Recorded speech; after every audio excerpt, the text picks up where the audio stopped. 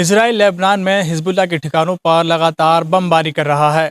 Israel की ओर से ताज़ा किए गए हवाई हमलों में लेबनान की राजधानी बैरूत के पूर्वी शहर बालबेक में नागरिक सुरक्षा केंद्र में कम से कम 12 बचाव कर्मी शहीद हो गए हैं।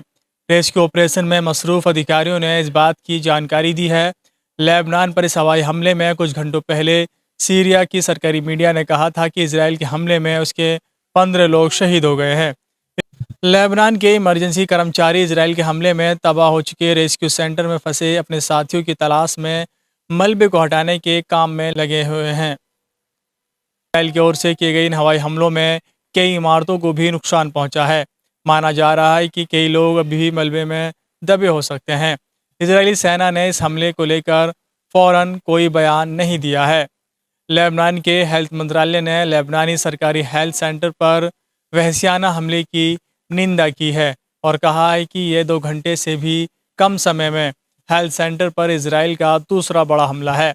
इससे पहले सीरिया की सरकारी समाचार एजेंसी ने कहा था कि इसराइल ने दमिश्क और उसके आसपास के इलाकों पर कम से कम 2 हवाई हमले किए, जिसमें 15 लोग शहीद हुए हैं और 16 अन्य लोग घायल हैं।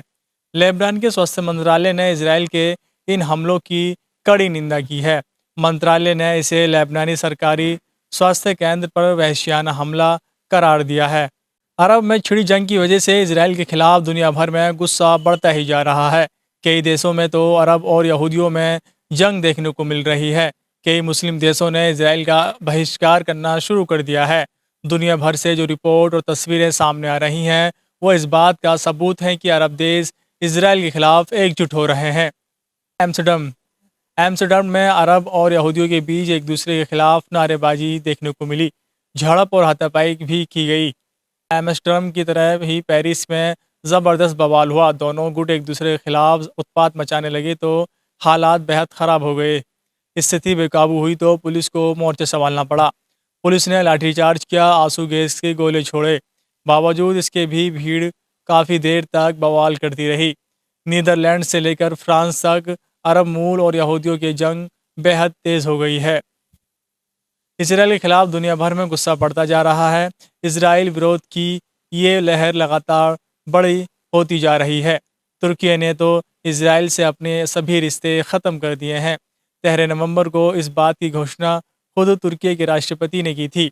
राष्ट्रपति रजब तैयब एर्दोगान ने कहा कि हमने यानी कि तुर्की ने एक राज्य और सरकार के रूप में इसराइल के साथ अपने संबंध खत्म करने का फैसला किया है।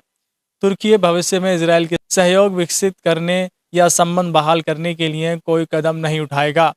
रियाद में ओआईसी की बैठक में भी सीरिया के राष्ट्रपति बशर अल असद ने भी इसराइल के खिलाफ सख्त तेवर दिखाए हैं। असद ने कहा है कि गाज़ा में नरसंहार को रोकना हमारी प्रथम प्राथमिकता होनी चाहिए। हमारी जंग उस देश से है जो कोई आधिकारिक देश नहीं है। इसराइल एक बर्बर देश है, उसे नियम कायदे और मानवता की परवाह नहीं है। मुझे लगता है कि हमारी इस बैठक का कोई अच्छा परिणाम निकलेगा। जाहिर है अरब और मुस्लिम देशों का सब्र टूट रहा है, उनका गुस्सा भड़क रहा है। अब सवाल यही है कि अमेरिका अरब के क्रोध को कैसे शांत करेगा।